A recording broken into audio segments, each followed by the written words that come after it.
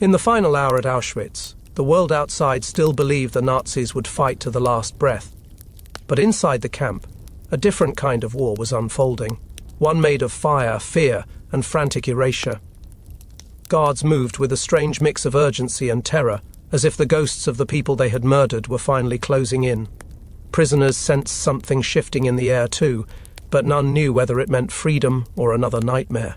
Smoke curled from chimneys that had burned without pause for years, rising into the winter sky like a dark confession. The SS had received their orders, and those orders were simple: destroy everything, hide the evidence, leave nothing behind. And so the final hour began, not with gunfire, but with the sound of panic leaking through the cracks of a collapsing empire. For years, Auschwitz had existed as a shadow, a place the Nazis swore the world would never see, a machine engineered for industrial death. But now that machine was breaking down, and the men who once strutted with cold authority were suddenly afraid. They tore through offices, dragging out records, photos, and documents, stuffing them into fires that devoured paper as hungrily as the chimneys devoured human beings. Flames consumed names, lists, train schedules, receipts for Zyklon B shipments, all the bureaucratic fingerprints of genocide. What could not be burned was buried, smashed, or stuffed into crates, meant to be transported away. The guards barked orders, their voices cracking, betraying the fear that now governed them. For the first time, the killers were terrified of being seen. Prisoners watched the chaos with hollow eyes, their bodies thin shadows of what they once had been. Word spread quietly, stickily, through barracks and work details. The front is close. The SS are destroying everything. Some dared to hope, clutching the thought like a burning ember in freezing hands. Others felt dread, remembering the brutal rumors of what Nazis did when camps were about to fall. The last transports had arrived only days earlier, filled with people who believed the war might soon end, unaware that their own endings would come faster. Now even the trains had stopped running, and the guards, who once pushed thousands toward the gas chambers each day, seemed barely capable of controlling the prisoners, who could no longer walk upright. The air tasted of German desperation, sharp and metallic. Inside the crematoria, something impossible was happening. The SS were dismantling the very structures they had built for mass murder. Men with explosives placed charges under ovens and walls, ready to reduce the chambers to rubble. They smashed tiles, tore out fixtures, and ripped apart the metal doors that had sealed victims inside their final darkness. The gas chambers, once the heart of the death factory, were being violently erased from history. One officer shouted for more men to bring tools and fuel, while another yelled that it was pointless, that the Russians were too close. Even among the Nazis, fractures appeared. Some obeyed orders with mechanical determination, while others whispered to each other about escape, hiding, anything to survive the reckoning coming their way. The camp itself felt like a creature in its death throes. In the center of the camp, near the barracks of Birkenau, piles of personal belongings stood like mountains of stolen humanity. Suitcases, children's shoes, prayer books, family photos, hairbrushes, all taken from people who had walked into the gas chambers believing they were going to be disinfected. The SS tried to burn these too, tossing objects into rushed bonfires that spit sparks into the air. But there was too much. Millions of lives reduced to endless piles of things. Fire could not consume this much truth fast enough. The flames hiccuped, hesitated, choked on the evidence of atrocity. Every object that refused to burn was a testimony the Nazis could not silence, a whisper from the dead insisting to be heard. It was here, in these fires, that prisoners watched their families' last traces dissolve. The guards grew more frantic as distant artillery boomed, faint but unmistakable. The Red Army was close enough to rattle every pane of glass still standing in the camp.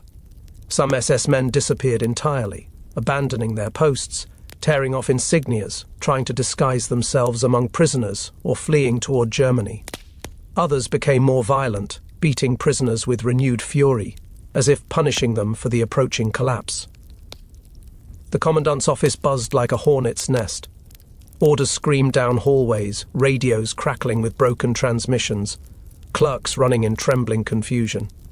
There was no dignity left in their collapse, only animal fear. And every prisoner watching saw something they had long prayed for, the moment the Nazi facade cracked. Yet, fear also gripped the prisoners themselves.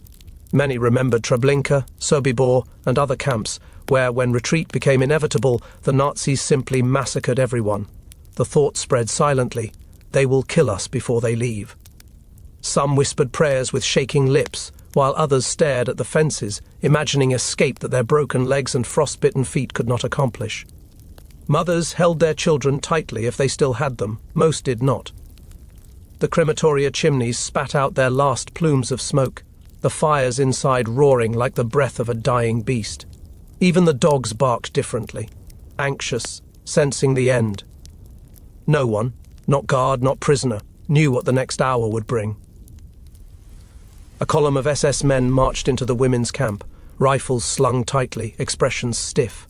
The women froze, expecting execution. Instead, the guards began shouting for them to form ranks, pushing them toward the gates for evacuation marches, the death marches. Thousands were forced onto the roads, limping, starving, collapsing in the snow as gunshots echoed behind the columns. But not everyone could be evacuated. Many were too weak to walk. These were left behind, uncertain whether that meant salvation or slaughter. Those still in the barracks crouched in silence, listening to the footsteps fade into the distance, unclear whether they had just lived or died. The camp felt hollow now, stretched thin, trembling on the edge of something vast and unknown. In the final minutes before Auschwitz's fall, the fire's burning documents cast an eerie glow across the camp. Shadows danced on walls that had witnessed unspeakable horrors. Smoke coiled into the sky like the final exhale of millions. In the crematoria ruins, embers smouldered in heaps of shattered bricks, twisted metal and torn pipes. The Nazis had failed to fully destroy the death chambers, but they had made them into monstrous skeletons. Snowflakes drifted down, landing softly on warm ashes. It was an obscene, haunting contrast, the gentle touch of winter falling on the remnants of a place built for annihilation. The prisoners who remained watched with hollow eyes, unable to comprehend that the fortress of death around them might finally collapse. Then came the silence, the kind that follows catastrophe, heavy and unnatural. The guards, the shouting, the frantic destruction all seemed to die at once. Some prisoners crawled toward the fences, touching the cold wires that had long kept them trapped, wondering if electrification was still active. Others huddled in barracks, afraid the quiet was just another trap. The sky hung low and grey, carrying the weight of years of suffering. Somewhere distant, the rumble of approaching tanks continued, louder now, closer, undeniable. Auschwitz, the darkest invention of Nazi Germany, was in its last hour, and the men who built it had run out of time. What they tried to hide would soon be uncovered, piece by piece, bone by bone, ash by ash. As the night deepened, the remaining prisoners felt time twisting strangely around them, stretching and contracting with every distant explosion from the advancing Soviet lines. For months they had lived minute to minute, breath to breath, and now the minutes themselves felt unstable, as if the world were shaking off its axis. A few prisoners dared to step outside their barracks, moving like brittle shadows, cautious of guards who might still shoot without reason. The snow muffled their steps, absorbing the sound of their frail bodies moving across frozen ground. Fires still burned at the center of the camp, throwing an orange glow against the sky that mixed with the heavy smoke. The Nazis had tried to hide the truth, but even in the darkness, the evidence of their crimes seemed to glow. Near Crematorium 5, a group of SS men gathered in a tight circle, their faces lit by the flames they had started. They tossed more documents into the fire, papers curling instantly into black ash that fluttered upward like dying insects. Some argued over what to burn first: transport logs, population counts, death tally sheets. Others insisted that none of it mattered anymore. Their voices rose, desperate and cracking, echoing across the nearly empty courtyard. A few prisoners hiding behind collapsed fencing watched as the officers bickered, noticing the tremble in their hands, the frantic urgency that betrayed how close the Soviet front really was. For the first time, the SS looked human, not powerful, not superior, just frightened men watching their empire collapse. Deeper inside the administrative block, clerks and officers worked in frantic disarray. Cabinet drawers were pulled out and dumped onto the floor, their contents kicked into piles like trash. Photographs taken of medical experiments, records of sterilizations, ledgers documenting the gold teeth extracted from prisoners. All were thrown into baskets and carried to the incinerators. One SS doctor ripped pages from a book filled with sketches of twins, deformities and surgical procedures conducted without anesthesia. He trembled as the wind blew ashes back into his face, as if the victims were returning one last time to confront him. He wiped his eyes with a shaking hand, muttering that none of this was his fault, that he was only following orders. Even as the documents burned, the guilt clung to him like damp frost. Outside the women's barracks, a group of prisoners whispered urgently as they tried to decide what to do. Some believed liberation was hours away and insisted they should hide and wait. Others feared the SS would return for one final massacre, pushing them toward the forest pits that had swallowed so many before. A woman with frostbitten fingers clutched a scrap of cloth with her daughter's name sewn into it.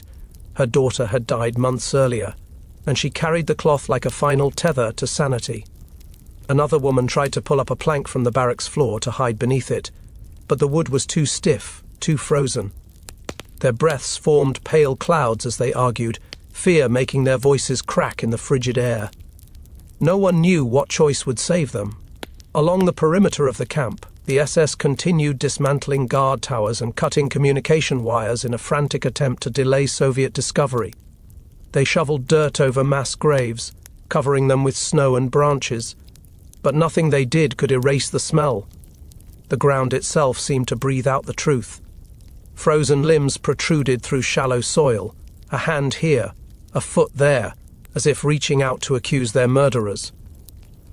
A young SS soldier vomited when he saw a child's shoe poking from a disturbed grave and then looked around in panic, afraid someone had seen his weakness. His superior barked at him to keep working, shoving a rifle into his chest, as a reminder of what disobedience meant. Even now, even in collapse, the cruelty remained. Inside one of the abandoned blocks, a handful of sick prisoners who had been left behind lay barely alive on wooden bunks. Their eyes followed every sound from outside, each footstep or shouted order sparking terror or hope. A man whose ribs jutted out like sharp stones whispered that he had seen SS trucks loading crates of prisoner uniforms earlier, trying to disguise how many had died. Another said he saw bodies being dragged toward the crematorium ruins in an attempt to burn what was left. Their voices were thin, like threads unraveling in the cold. A woman coughed violently, wiping blood from her lips, and whispered that she didn't want to die now, not after surviving so much. The silence that followed was heavier than any snow. Farther toward the entrance, a bizarre scene unfolded. A group of SS officers drinking schnapps, their laughter sharp and hollow. They clinked glasses as if celebrating, but the forced smiles revealed their fear. One slurred that the Soviets would massacre them all, while another insisted that Berlin would rescue them at the last second. Their drunkenness was a shield, a desperate attempt to numb the terror crawling through their veins. Empty bottles littered the frozen earth around them, glinting in the firelight. A prisoner watching from behind a shed wondered how men who had overseen years of death could suddenly be so afraid to die themselves. It was a moment of twisted irony, a brief reversal of power that tasted bittersweet. Near the Canada warehouses, the storage buildings filled with confiscated goods, chaos erupted. SS men tried to torch the warehouses, but the buildings were packed too tightly with objects, blankets, shoes, dishes, letters, toys and clothing taken from millions of victims. The fires sputtered, fueled by cloth but smothered by the sheer volume of humanity stuffed inside. Flames licked the edges of suitcases that still bore names and addresses, ordinary details of ordinary lives extinguished long ago.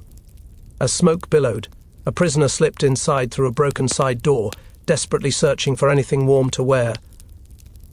She found a child's coat, soft and small, and pressed it to her face before forcing herself to pull it on. Tears froze on her cheeks as she whispered an apology to the unknown child who had once owned it. The night wind pushed smoke across the whole camp, making the air thick and hard to breathe. Prisoners coughed, instinctively covering their mouths, though nothing could protect them from the stench of burning evidence mingled with the scent of death. The sounds of destruction echoed in every direction, wood splintering, metal clanging, papers crackling in flames. Even the dogs barked nervously, pulling at their chains and whining as if sensing the approaching reckoning. Somewhere near the administrative block, A group of guards shouted angrily at each other, blaming one another for failures that could no longer be hidden. The atmosphere crackled with tension, like a storm building in the darkness. In one corner of the camp, a group of teenage prisoners huddled together under a collapsed roof. They had survived because they were young and strong enough to work, but the months had carved years into their faces. One boy whispered that he had overheard guards saying the Russians were less than 10 kilometers away. Another said he saw officers packing suitcases, planning to escape under the cover of night. The teens spoke in low, urgent voices, their eyes darting toward the gate every few seconds. For the first time in months, they dared to imagine life beyond the barbed wire, but the thought felt dangerous, as if hope itself might get them killed. Across the yard, a commander barked orders at a group of SS engineers to blow up the crematorium chimneys completely. Explosives were placed carefully, fuses checked twice, and men crouched behind ruined walls as detonations shook the ground. The earth trembled beneath the prisoners' feet, and a cloud of dust rolled over the barracks. Brick fragments rained down like red snow, clicking sharply against the frozen roofs. The commander watched the destruction with hollow eyes, knowing it was too late. No amount of rubble could erase the truth of what had been done here.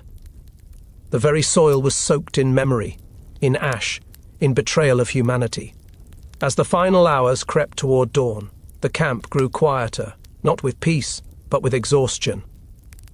Prisoners crawled back into barracks, their bodies trembling from cold and fear. The fires burned lower, their crackling softened, becoming a low growl beneath the wind. Some guards disappeared into the night, deserting their posts entirely. Others remained, pacing nervously, rifles slung loosely, eyes darting at every shadow. It felt as though the world were holding its breath, the camp suspended between death and liberation. The sky remained a deep haunted black, but a faint reddish glow appeared on the horizon, not sunlight, but the reflection of distant fire, signaling the war creeping ever closer. The prisoners lay awake, listening, waiting, wondering if they would survive long enough to see daylight. Every creak, every burst of distant artillery, every muffled command from the SS sent shivers through their frail bodies. They felt trapped in a moment that refused to move forward, but dawn was coming, whether the Nazis wanted it or not. And with it, the truth they had tried so desperately to bury would begin to claw its way back into the world. By the time the first grey hints of morning touched the sky, Auschwitz had become a landscape of ruins and ghosts. Smoke drifted low over the ground, curling between the barracks like a shroud. The prisoners still alive felt their hearts slam with every sound, uncertain whether liberation or execution approached. The SS moved with savage desperation now, no longer able to hide the unravelling of their authority. Some shouted contradictory orders, while others simply wandered in dazed circles, their minds cracking under the weight of what they had done. The camp felt like a giant beast dying in the cold, its last breaths rattling through every broken structure. Nothing about this hour felt real to the prisoners. Hope and terror twisted together until they were impossible to separate. The guards who remained were the ones with nowhere to run. They paced back and forth with rifles slung over shoulders, snapping at each other, their discipline shattered. One officer screamed at a group of prisoners to line up for roll call, as if refusing to accept that the system he served had collapsed overnight. When the prisoners didn't move fast enough, he raised his weapon, but another SS man grabbed his arm and hissed that they didn't have time for this anymore. Their argument escalated into a violent shove, then a fist to the jaw. The men around them watched in bleak silence as the camaraderie of killers disintegrated. Even the officers could feel the Soviet breath on the back of their necks. Near Block 20, where medical experiments had once taken place, a different kind of panic unfolded. Doctors and nurses rushed inside, dragging boxes of instruments and glass jars filled with preserved organs. They smashed some against the concrete floor, their shards mixing with pooling preserves that looked eerily like blood. One doctor struck the wall repeatedly with a metal tool, trying to destroy charts detailing surgeries done on twins and children. His hands shook violently, and he muttered to himself in a frenzy, insisting that none of this would be traced back to him. A nurse stepped over the broken remains, her face pale, and whispered that the Soviets would kill them all anyway. Their fear tasted like madness, thick and suffocating. The prisoners assigned to labor in the infirmary watched from corners, too weak to flee but strong enough to witness the unraveling. They stared at the doctors, the same ones who had performed unspeakable experiments on them, now trembling like trapped animals. A man with sunken cheeks whispered that justice had finally arrived, but his voice carried no triumph, only exhaustion. A woman beside him pressed a hand against her bandaged leg, remembering the day these same doctors had injected her with chemicals meant to sterilize. She had survived, but barely. Now she watched her tormentors crumble and felt nothing, not even relief. The world had become too broken to allow simple feelings. Outside the crematorium ruins, several officers attempted to ignite a final fire using fuel, wooden planks, and remaining documents. But the flames refused to catch with the intensity they needed. Snow drifted down and hissed as it met the weak fire, extinguishing sparks before they could rise. The officers stomped in frustration, cursing the cold, cursing the war, cursing each other for the failures piling up around them. One man kicked a pile of broken bricks so hard he fell to his knees, clutching his foot in pain, then looked around in shame when the other officers didn't help him. Their unity was gone. Their system of obedience had collapsed. All that remained was the raw, exposed fear of men who knew the world would soon see everything they had tried to hide. In the women's camp, prisoners tried to keep each other awake, afraid that falling asleep in the freezing barracks might mean never waking again. Some whispered prayers, others whispered memories of the lives they had lost, but still held in their minds. A young girl cried quietly in the corner, her breath trembling as she whispered that she didn't want the SS to come back. An older woman wrapped an arm around her, stroking her hair despite her own hands shaking violently from cold. The prisoners clung to one another, their connections forged through suffering stronger than any chain the Nazis had used to enslave them. In their silence, they were building the courage to face whatever came next, even if it meant death. At the perimeter fence, a startling scene unfolded. A handful of SS soldiers stripping off their uniforms and attempting to disguise themselves as prisoners. They pulled on stolen striped clothing, rubbing dirt onto their faces to hide their healthier appearance. One even smeared blood from a self-inflicted cut across his forehead to look wounded. They spoke hurriedly among themselves, rehearsing lies to tell the Soviets. But their charade was pathetic. Their haircuts, their boots, their posture, all betrayed who they really were. A group of prisoners watched from the shadows, eyes burning with a mixture of fury and disbelief. That these men could commit such horrors and then try to blend in with their victims was an insult so grotesque it defied words. Near the gate, the camp commandant studied a map under the dim light of a lantern, his hands trembling slightly as he traced routes with a gloved finger.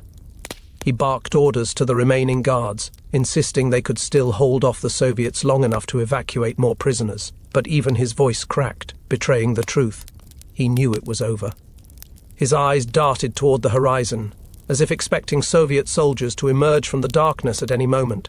He straightened his uniform, with shaking hands, trying desperately to reclaim the dignity he had lost.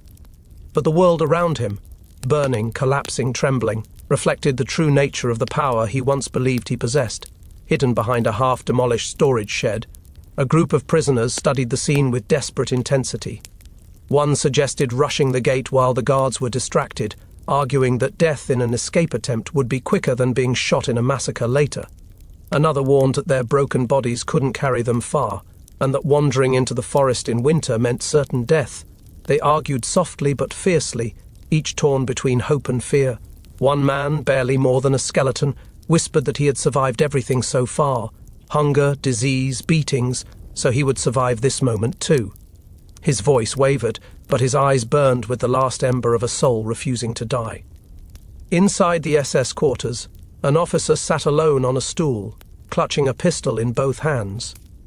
His breath came in shaky bursts as he stared at the weapon, debating whether to use it. His comrades had already fled, or were preparing to hide among prisoners, but he knew he had committed too many atrocities to escape judgment. He whispered something to himself, perhaps a prayer, perhaps a confession, then pressed the gun to his head. Outside, prisoners startled as a faint, sharp crack echoed through the yard. No one moved, no one spoke. It was a sound they had heard too many times, but this time it carried a strange, haunting reversal. One of the tormentors had chosen to end his life before facing justice. As dawn drew nearer, a strange quiet settled over the camp. Only a few fires remained, flickering weakly as if exhausted by the night's frenzy. The sky lightened to a pale, ghostly grey, revealing more of the destruction the SS had caused in their frantic final hours. Rubble lay scattered across the yard, broken glass glittered beneath the snow, and smoke curled upward like a final plea for forgiveness that would never come. Prisoners emerged slowly from the barracks, blinking at the strange sight of daylight touching a place that had known only darkness. They wrapped blankets tighter around their thin bodies as they scanned the horizon, listening for any sign of approaching soldiers. The guards who remained formed a loose, chaotic group near the main gate. Some muttered that they should surrender and hope for mercy. Others argued furiously that surrender would mean certain death. Their voices rose in desperate crescendos, their fears spilling into the cold air. A few stood completely still, staring at nothing, their minds broken under the weight of their collapsing world. Every one of them knew the Soviet forces were close enough to end everything in minutes. The question was whether they would flee, surrender, or unleash one final act of cruelty before abandoning the camp forever. The prisoners watched from a distance, holding their breath. They felt the world shifting beneath them, as if history itself were trembling in anticipation. They did not yet know whether the next hour brings salvation or slaughter, but one thing had become unmistakably clear. The Nazis were no longer in control. Their power had dissolved. Their terror had run dry. Auschwitz stood on the edge of something colossal, and the smallest sound could tip fate in either direction. The final reckoning drew closer with every heartbeat. As the weak winter sun finally rose, its light spread slowly across the camp like an unwelcome truth. The fences, once electrified and patrolled, stood broken and silent. The watchtowers, manned only hours earlier by men with rifles eager to kill, were now empty husks against the grey sky. Auschwitz no longer looked like a functioning camp.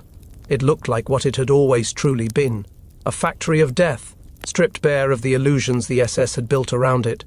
The snow, once clean and white, had turned into a grey sludge of soot, ash, and footprints that led nowhere.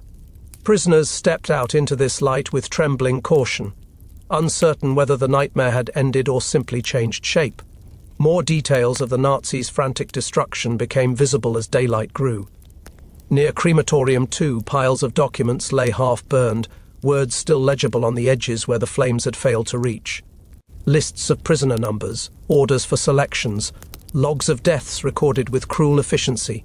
Pages fluttered in the cold wind like accusations hurled back at the men who had tried to erase them. A prisoner bent down and picked up one fragment. It contained a row of numbers, one of which he recognized as belonging to a friend who had vanished months earlier. He pressed the paper to his chest, his breath catching as he realized this was the closest thing he had to a grave for the people he had lost. Not far from the crematoria, the earth revealed even more than the documents did. The hasty attempts to cover mass graves had been so rushed, so panicked, that the rising light made them impossible to overlook. The snow had melted slightly under the heat of burning structures, exposing the outlines of shallow pits. Frozen fingers, scraps of striped fabric, and strands of hair protruded through the disturbed soil. A prisoner approached one of the sites cautiously, his steps slow and deliberate. He crouched and brushed away a thin layer of snow, revealing the open eye of a child staring up at nothing. He recoiled, covering his mouth as his legs gave way beneath him. The truth the Nazis tried to bury now glared back at the world, undeniable and obscene.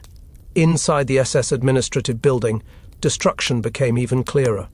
Desks were overturned, cabinets broken, and typewriters smashed as if the machines themselves were guilty.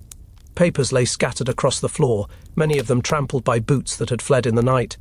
Some documents revealed chilling efficiency, requests for Zyklon B shipments, orders for new prisoners, reports on camp productivity. Others were filled with calculations of gold extracted from dental fillings, hair shipments sent for industrial use, and lists of prisoners deemed unfit for labor. The cold precision of the language cut deeper than any weapon. The prisoners who wandered inside read the pages with hollow eyes, each new detail confirming the scale of the machinery that had consumed their lives. The camp infirmary offered an even darker testament. Beds were overturned, medical charts torn apart, and cabinets emptied in the SS's frantic attempt to conceal the horrors carried out inside. But the evidence could not be hidden. Jars of chemicals lined the shelves, their contents frozen solid. Rusted surgical tools lay on the floor among broken glass. Most haunting of all were the notebooks, half-burned but still legible, detailing experiments carried out on men, women and children. Dosages, measurements, sketches of organs and bones, notes on reactions to extreme cold. A prisoner who had once worked as a doctor before his arrest examined one of the pages, his hands shaking. He whispered that no human mind should ever conceive of such cruelty. His voice cracked as he closed the notebook gently, as if burying a ghost. Outside, near the main gate, the few remaining SS officers prepared for escape. They hurriedly loaded supplies onto a truck, food, blankets, weapons, glancing constantly toward the road as though expecting Soviet tanks to appear at any moment. One officer shouted at a prisoner to help him lift a crate, but the prisoner only stared back, his hollow eyes filled with something the officer couldn't name. Defiance. A silence followed that felt like the first breath of a new world. The officer hesitated, lowering his weapon slightly, unsure whether he still had authority. Finally, he backed away, muttering curses under his breath. It was the first time a prisoner had refused an order without being struck down immediately. Power had shifted in the smallest but clearest way. Around the camp, more prisoners emerged into the open, their movements slow, almost cautious, as if expecting a trap. Some wandered the grounds in disbelief, touching fences and walls to remind themselves they were still alive. Others searched for friends or relatives, calling names into the cold air, their voices trembling with both hope and dread. A woman ran toward the ruins of the women's barracks, searching desperately for her sister. She fell to her knees when she found only ashes and broken wood. Her sobs echoed across the empty yard, a raw reminder of how many would never return. The camp was filled with such moments, brief reunions followed by crushing heartbreak, as survivors realized how many stories had ended before dawn. In the center yard, a group of prisoners gathered around a pile of personal belongings discarded by the SS during the night. Suitcases with names written in faded ink, children's toys, prayer books, letters, shoes. The prisoners lifted these objects with fragile hands, examining them as though touching memories that did not belong to them. One man found a violin case and opened it slowly. Inside was a cracked instrument with strings missing. He lifted it gently, pressing it against his chin as if remembering how it once sounded. For a brief moment his eyes softened with something like life. Then he lowered the violin and placed it back in the snow. Too much was broken to fix. Farther down the yard, the full extent of destruction inflicted by the SS became even clearer. Entire storage buildings had been torched, their blackened frames leaning precariously in the wind. Ashes drifted across the ground like grey snowflakes. The Canada warehouses, once overflowing with stolen possessions, now stood partly collapsed. The fires had not consumed everything. Prisoners sifted through the debris, finding scraps of clothing, photographs, and personal documents that told stories of families ripped from their homes. One prisoner found a photograph of a smiling couple standing on a beach, completely unaware of the fate awaiting them.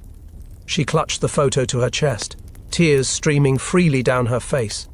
It wasn't her family, but in a way, it belonged to all of them now. Near the railway tracks, another grim truth became visible with the morning light. The platforms where thousands had arrived stood eerily silent, abandoned cattle cars, their doors open, revealed piles of frozen straw and dark stains marking where people had huddled during transport. A prisoner stepped onto the platform and stared down the length of the tracks. They stretched into the horizon like veins feeding a monstrous heart. For a moment he imagined, the trains still arriving, the shouts, the chaos. Then he blinked, and the silence returned, heavier than before. The tracks remained as evidence the Nazis couldn't destroy, the lifeline that had fed death for years. As the morning continued, the air became filled with a strange mixture of grief, disbelief, and fragile anticipation. Prisoners moved with a kind of dazed purpose, gathering near the central square where dozens had already formed a silent group. They stared toward the gate, waiting for something, anything, to break the stillness. A faint rumble reached their ears. It came from far away at first, like distant thunder rolling over frozen earth. The prisoners stiffened. Some turned their faces toward the sound instinctively, their breaths freezing in mid-air. The rumble grew louder, heavier, unmistakable. It was the sound of engines, the sound of heavy treads grinding across the winter ground, the sound of a new force approaching. The remaining SS officers heard it too. They froze, exchanging terrified glances. Every ounce of discipline vanished from their bodies in an instant. Without a word, they scrambled toward the truck, pushing and shoving each other, climbing over crates and equipment. One officer fell in the snow, screaming as another stepped on his hand in desperation. They didn't stop to help him. They didn't look back. They drove through the gate with reckless speed, the truck bouncing violently as it sped away toward the forest road. Their escape was frantic, cruel and cowardly, an ending that mirrored the lives they had lived. The prisoners watched the truck disappear, its engine fading into the distance. Then silence returned, deeper than before. They didn't cheer. They didn't move. They simply stood there, breathing in short, trembling breaths, knowing that the moment they had dreamed of was closer than ever. The horizon trembled with the sound of liberation pressing forward like an inevitable tide. The truth the Nazis tried to hide had already begun to reveal itself, and the world, for the first time, was coming to see it. The last hour inside Auschwitz did not end with silence. It ended with a kind of echo, a tremor that rippled through every survivor who walked out and every perpetrator who tried to disappear. In the weeks after the liberation, as the cold wind swept across the abandoned camp, the broken remnants of lives still clung to the ground, shoes strewn in piles, children's toys half buried in the mud, and ash that the wind refused to carry away. Soviet soldiers walked through the ruins without speaking. They had entered expecting a prison. Instead, they found a cemetery the size of a town, a place where the screams had been erased but the footprints remained. For the liberated prisoners, freedom arrived like a stranger. Many could no longer remember their names, their homes, or the last time someone had touched them with kindness. Food was given, blankets wrapped around their shoulders, but their eyes remained vacant, scanning for guards who would never return. Some still slept in lines. Some asked permission before drinking water. The camp had trained obedience into their bones. Even when the gates lay open and unguarded, many hesitated to cross the threshold, afraid that someone would punish them for stepping outside. Freedom felt like another trick, another cruel experiment. In the days that followed, Soviet investigators began recording testimonies, photographing evidence, documenting the machinery of death. They measured the walls of the gas chambers, examined the residue left inside the metal doors, and counted the discarded canisters of Zyklon B. Nothing in their notes could describe the stench that hung in the air, a smell that no winter could erase. Journalists came later, some incapable of writing a single sentence. They had seen battlefields, burned villages, mass graves, but Auschwitz was different. This was not the chaos of war. This was precision. This was a system designed to erase people with bureaucratic efficiency. The Nazis who fled attempted to shape a different story. They whispered excuses in taverns and train stations, claiming they had only followed orders, that the rumors were exaggerated, that they had never even entered the crematoria. Some became farmers, some factory workers, some priests. They shaved their mustaches, burned their uniforms, changed their names. They tried to shed their old identities the way snakes shed their skin. But the crimes they carried did not peel away. It clung to them, waiting for someone to recognize the voice, the posture, the tattoo hidden beneath a shirt cuff. Outside Germany, Allied councils began hunting the fleeing SS men, tracing their paths through destroyed towns and crowded ports. But too many slipped away. South America became a refuge for those who understood how to disappear. They traveled with forged documents, invented backstories, and pockets filled with stolen Reich gold. Some arrived on quiet streets in Argentina or Chile, convinced they had outrun the past. For a time, they lived comfortably.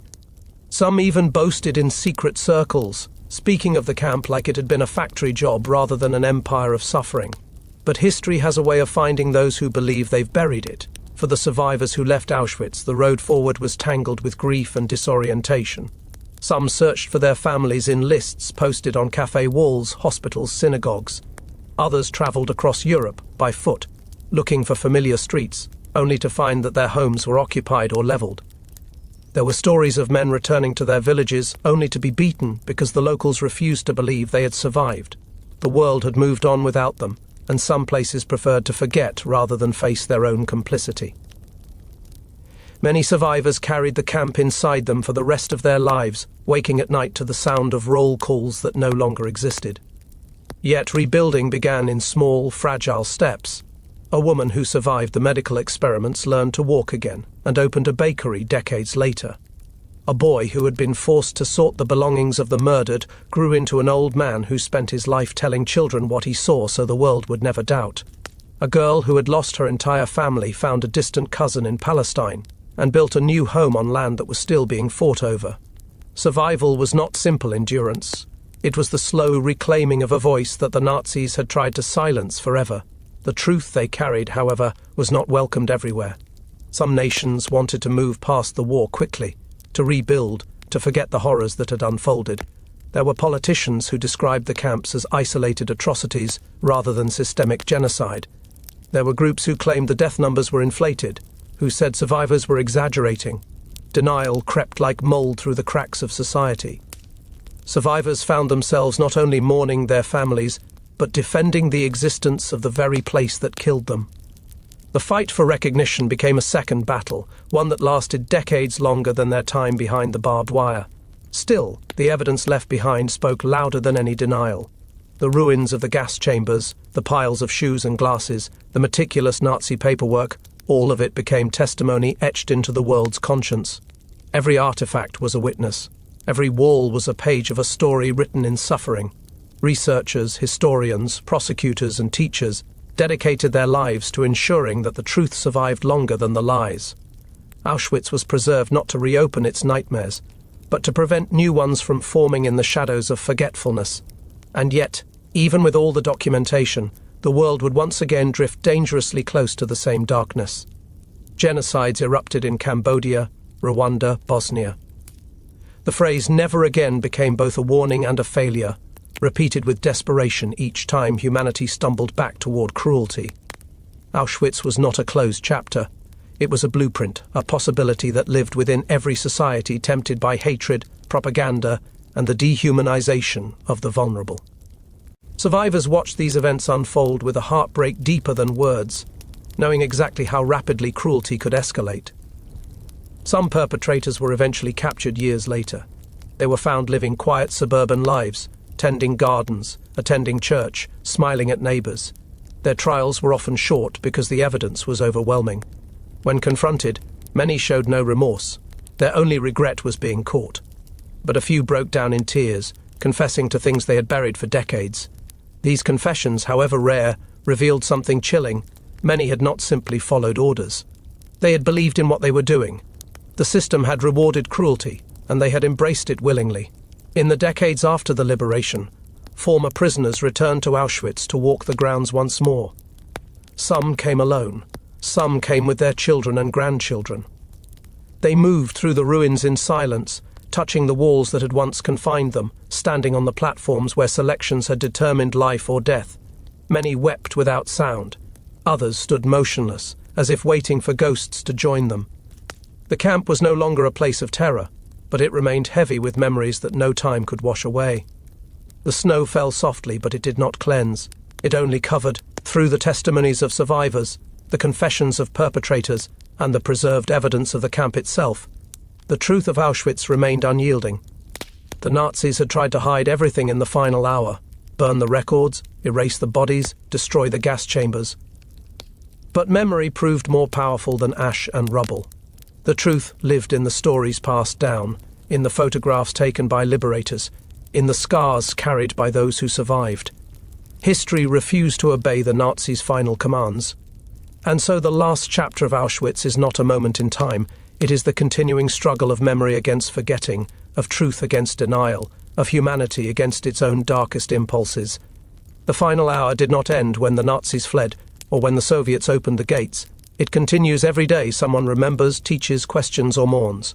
The camp may stand silent now, but the silence echoes. It demands to be heard. It warns, it haunts, it endures.